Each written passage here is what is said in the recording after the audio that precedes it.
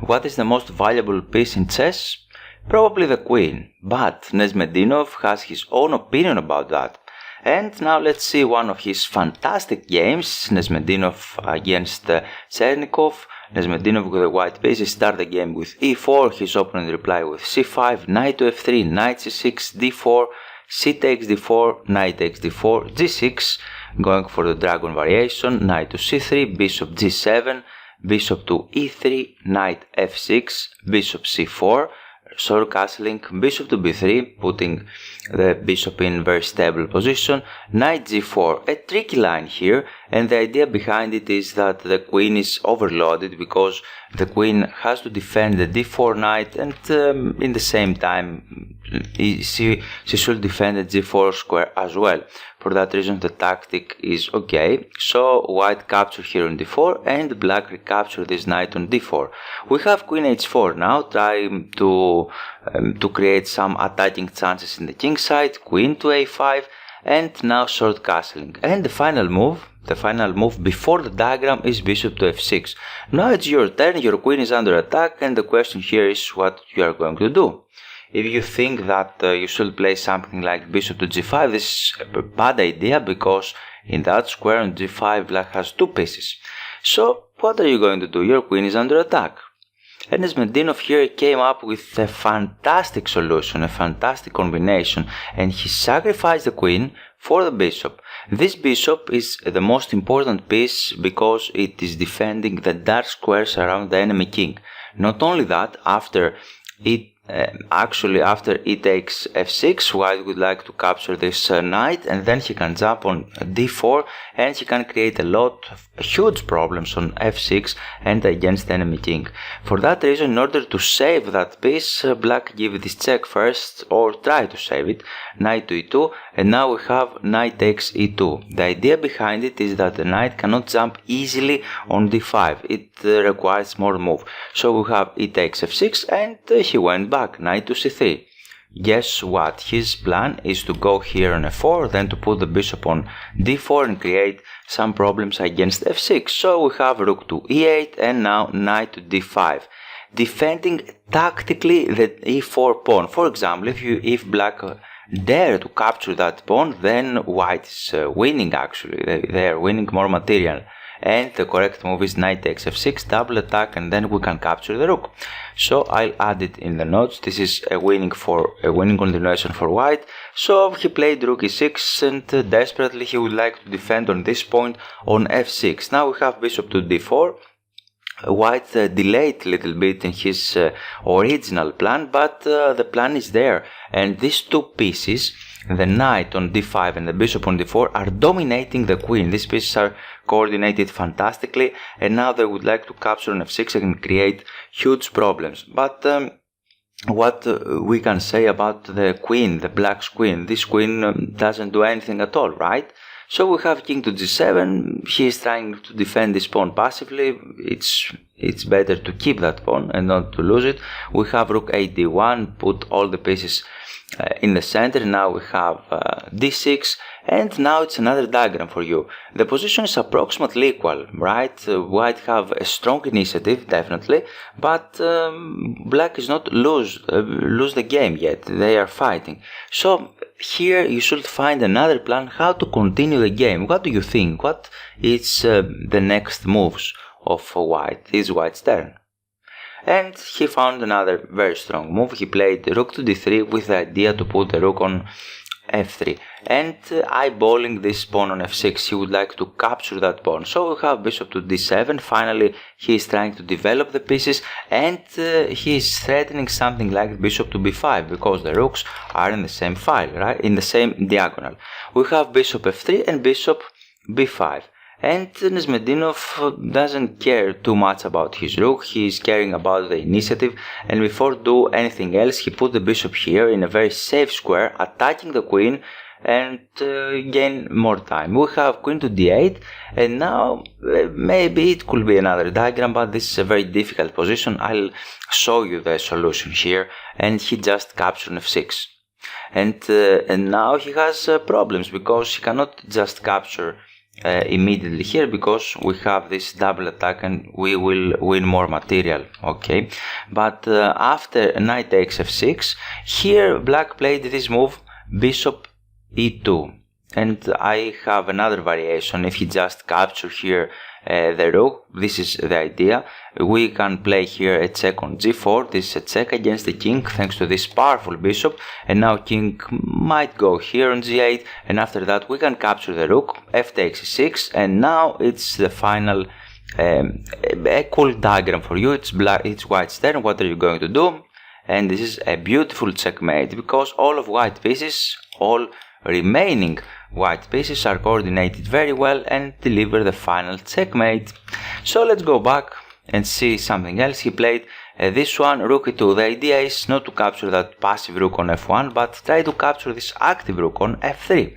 And now it's another diagram for you. What are you going to do now? It's white's turn.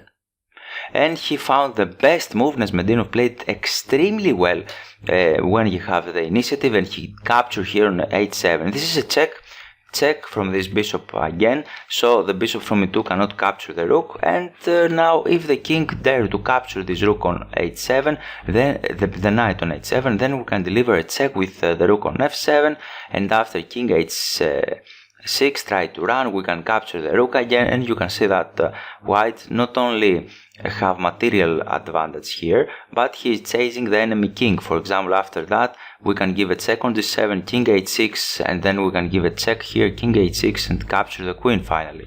Or after that check, he cannot really run forward because we have g4 check, and after that we can just capture the bishop, and you can see that we are threatening this check on f6, and it will be a deadly check, because not only threatening the queen, but another check on h8 to perform a checkmate. For example, after that we can deliver a checkmate in 3 moves. g5 is another move here. Here you can play the queen in between, and not like that. We can capture the queen with the rook, and this is a beautiful checkmate, because all of the white pieces are extremely active. So this is one of the variations. Let's see another one. And after check on f7, then the king can go on g8, but then we can capture on e6, and you can see that we are threatening a lot of discoveries with that rook. We can capture the pawn, we can try to attack the queen. We have a lot of things to do here, and white's position is definitely winning. So let's go back. After we are in this situation, and Nezhmetdinov here found the best move, captured on h7, sacrifice his knight. He doesn't hesitate to sacrifice more and more material in order to create threats, put fire on the board. And now after king to g8 we have rook h3, and here black didn't capture on f1 because knight to g5 will follow, and for example the rook is under attack, and if queen capture that, then we can deliver another checkmate with a rook this time and bishop.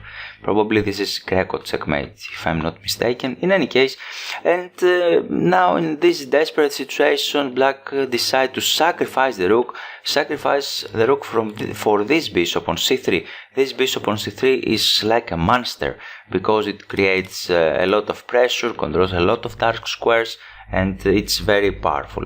Now it's white's turn, and your rook on f1 is under attack. Imagine that you are Nezhmetdinov, you are playing this fantastic game, you are there, you are looking your opponent, and it's your turn. What are you going to do now? You would like to win the game. And he found this amazing move, f4, ignoring the threat on f1. He doesn't care about that rook, because black will give this bishop, and he will have one less defender. But the idea is to open up this important diagonal. Nezhmetdinov played this game in order to fight against this diagonal a1, h8. Now we have bishop takes f1, king takes f1, rook c8 finally, and now it's your turn again. What are you going to do?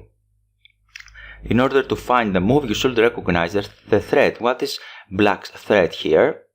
And of course the threat is to sacrifice the rook finally for that bishop, and for that reason Nezhmetdinov played bishop to d4. He don't like to give up this bishop. This bishop, maybe it's a better from the queen, because this bishop is doing something, but black's queen doesn't help in anything. So we have b5 here, knight to g5. Of course Nezhmetdinov is not care about that pawn on a7. He would like to create the attack. We have knight to g5, rook c7, and now we have another cool diagram here, another cool position, and I'll show you the first move because it's difficult.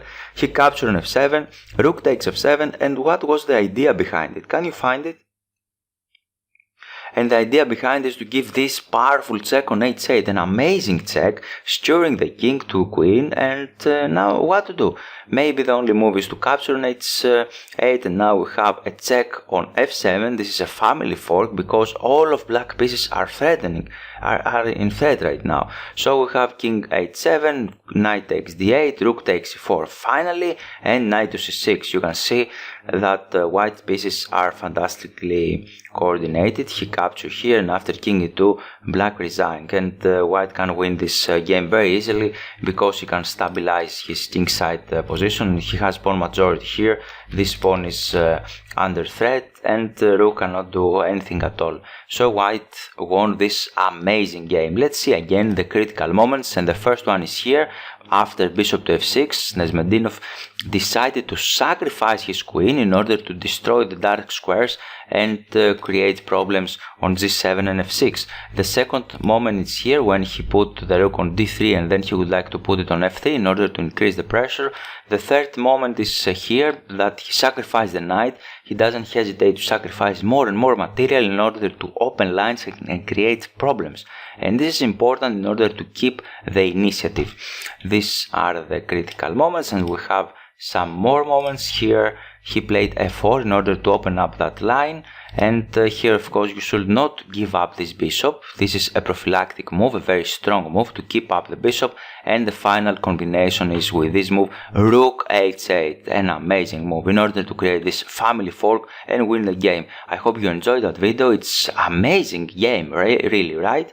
And for that reason you are very welcome to click the thumbs up button, share this video with your friends. You should tell it to anyone you should know about that fantastic game. Thank you very much for watching, and see you soon.